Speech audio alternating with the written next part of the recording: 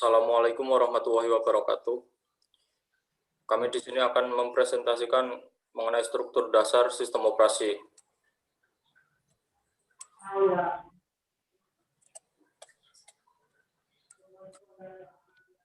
Pokok pembahasan yang akan dibahas yaitu pengertian sistem operasi, sasaran utama sistem operasi, kemudian yang ketiga komponen sistem operasi, yang keempat struktur sistem operasi. Langsung saja materi akan dijelaskan oleh Mas Nopal Firdaus. Ya, apa itu sistem operasi?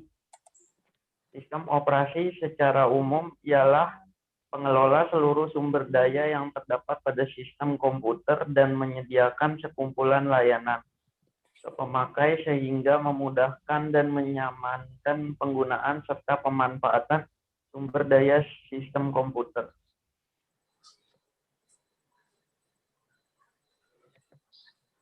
Kemudian sasaran utama sistem operasi. Sistem operasi mempunyai 3 sasaran utama, yaitu kenyamanan, membuat pengguna komputer menjadi lebih nyaman, efisien, penggunaan sumber daya sistem komputer secara efisien, serta mampu berevolusi. Sistem operasi harus dibangun sehingga memungkinkan dan memudahkan pengembangan, pengujian, serta pengajuan sistem-sistem yang baru. Sistem operasi komputer adalah perangkat lunak komputer atau software yang bertugas untuk melakukan kontrol dan manajemen perangkat keras dan operasi-operasi dasar sistem, termasuk menjalankan software aplikasi seperti program-program pengolahan data yang bisa digunakan untuk mempermudah kegiatan manusia. Selanjutnya komponen sistem operasi.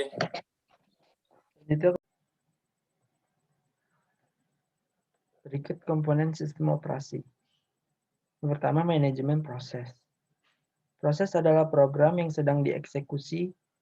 Sebuah proses memerlukan sumber daya atau resource tertentu seperti waktu CPU, memori, file, dan perangkat I/O untuk menyelesaikan tugasnya. Untuk mengatur proses yang ada, sistem operasi bertanggung jawab pada aktivitas-aktivitas yang berhubungan dengan manajemen proses berikut. Pembuatan dan penghapusan proses yang dibuat oleh user atau sistem, menghentikan proses sementara dan melanjutkan proses, menyediakan kelengkapan mekanisme untuk sinkronisasi proses dan komunikasi proses. Yang kedua, manajemen memori utama. Memori utama atau biasa disebut dengan memori adalah sebuah array besar berukuran word atau byte, di mana setiap array tersebut mempunyai alamat tertentu. Memori adalah penyimpanan yang dapat mengakses data dengan cepat yang digunakan oleh CPU dan perangkat I/O-nya. Memori adalah peringkat penyimpanan yang volatile. Isi memori akan hilang apabila terjadi kegagalan sistem. Untuk mengatur memori, sistem operasi bertanggung jawab pada aktivitas manajemen memori sebagai berikut. Menjaga dan memelihara bagian-bagian memori yang sedang digunakan dan dari yang menggunakan. Memutuskan proses-proses mana saja yang harus dipanggil ke memori jika tersedia ruang di memori. Mengalokasikan dan mendealokasikan ruang memori jika diperlukan. Yang ketiga, manajemen file. File adalah kumpulan informasi yang saling berhubungan yang sudah didefinisikan oleh pembuatnya. Biasanya, file berupa program, baik dalam bentuk source maupun objek dan data. Untuk mengatur file, sistem operasi bertanggung jawab seperti pembuatan dan penghapusan file, pembuatan dan penghapusan directory, primitif-primitif yang mendukung untuk manipulasi file dan directory, pemetaan file ke memori sekunder, backup file ke media penyimpanan yang stabil atau non-volatile. Yang keempat, manajemen I/O. Sistem operasi bertanggung jawab pada aktivitas sistem I/O sebagai berikut.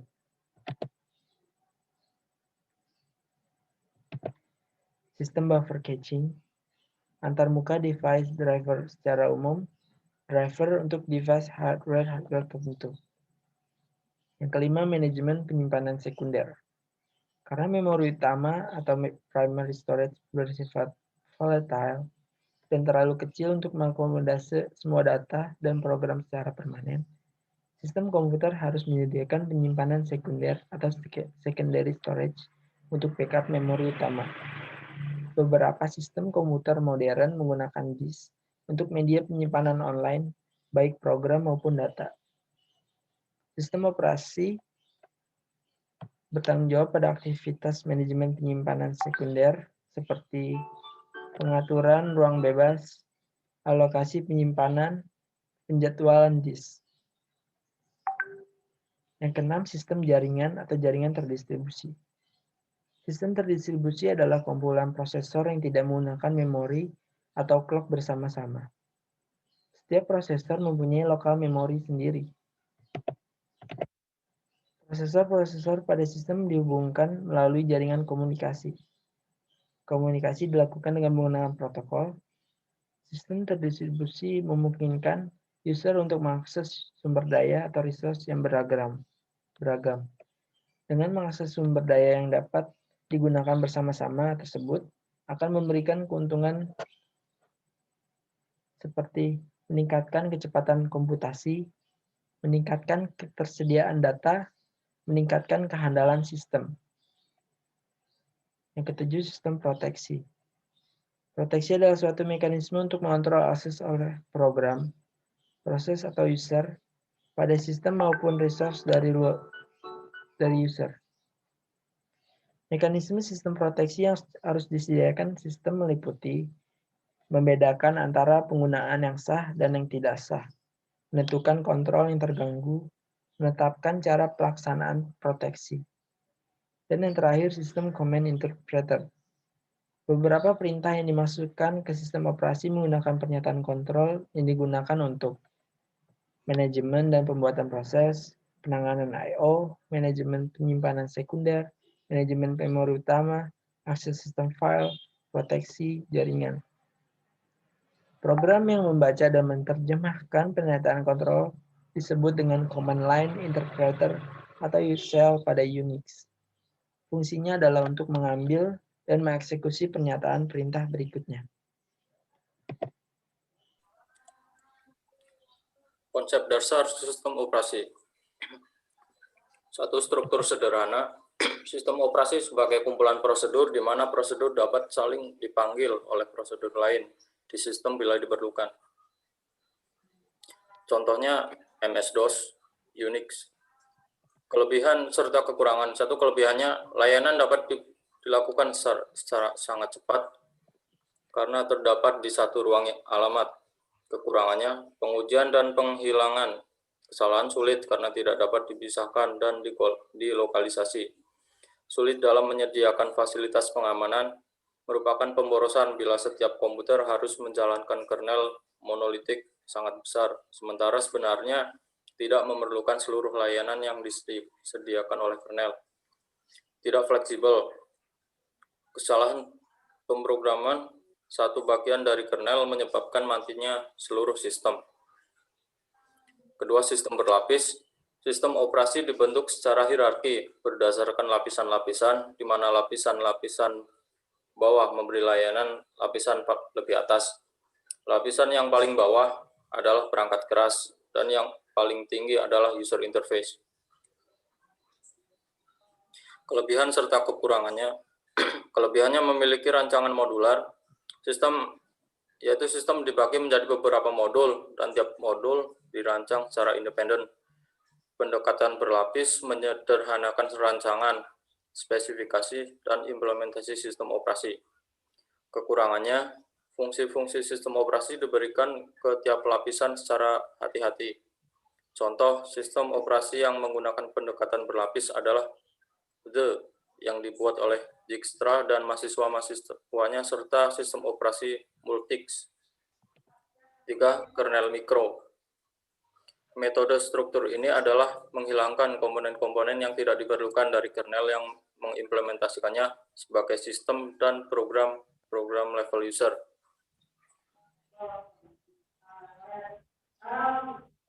Kelebihan kernel mikro. Satu kemudahan dalam memperluas sistem operasi mudah untuk diubah ke bentuk arsitektur baru kode yang kecil dan lebih besar, lebih aman. Kekurangan kernel mikro. Kinerja akan berkurang selagi bertambahnya fungsi-fungsi yang digunakan. Contoh sistem operasi yang menggunakan metode ini adalah TRU64 Unix, Mac OS X, dan QNX 4 modular atau modules. Kernel mempunyai kumpulan komponen-komponen inti dan secara dinamis terhubung pada penambahan layanan selama waktu boot atau waktu berjalan, sehingga strateginya menggunakan pemanggilan modul secara dinamis. Loadable kernel modules. Yang kelima, virtual machine atau mesin maya adalah mempunyai sistem time sharing yang berfungsi untuk menyediakan kemampuan untuk multi-programming dan perluasan mesin dengan antarmuka yang lebih mudah.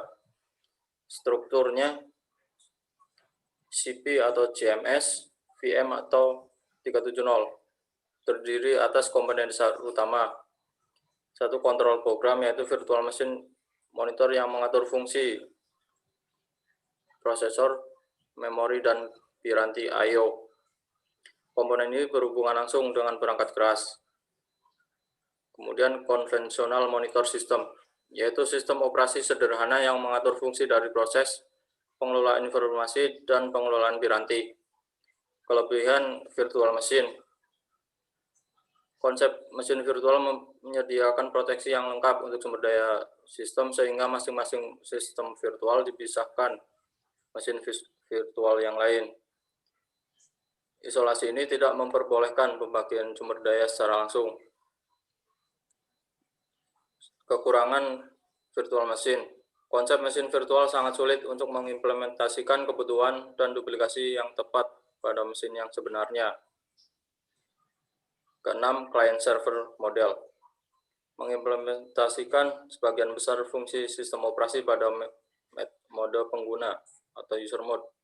Sistem operasi merupakan kumpulan proses dengan proses-proses yang dikategorikan sebagai server client, yaitu server adalah proses yang menyediakan layanan, klien adalah proses yang memerlukan atau meminta layanan.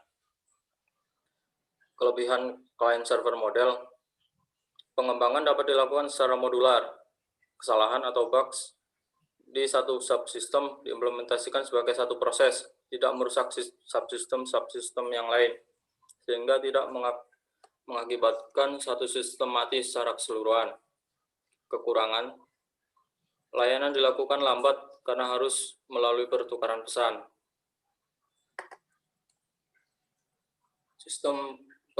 Yang terakhir, sistem berorientasi objek. Sistem operasi yang dibentuk secara hierarki berdasar lapisan-lapisan, di mana lapisan-lapisan bawah memberi layanan lapisan atas. Lapisan yang paling bawah adalah perangkat keras dan yang paling atas adalah user interface. Kelebihan sistem operasi. Kelebihan sistem operasi berorientasi objek, terstruktur dan memisahkan antara layanan yang disediakan dan implementasinya. Kekurangannya, sistem operasi MS Windows NT telah mengadopsi beberapa teknologi berorientasi objek tetapi belum keseluruhan. Contoh sistem operasi berorientasi objek antara lain Eden, Choices, Xkernel, Medusa, Clouds, Amoeba, Muse, dan sebagainya. Sekian presentasi dari kelompok kami, kurang lebih mohon maaf. Wassalamualaikum warahmatullahi wabarakatuh.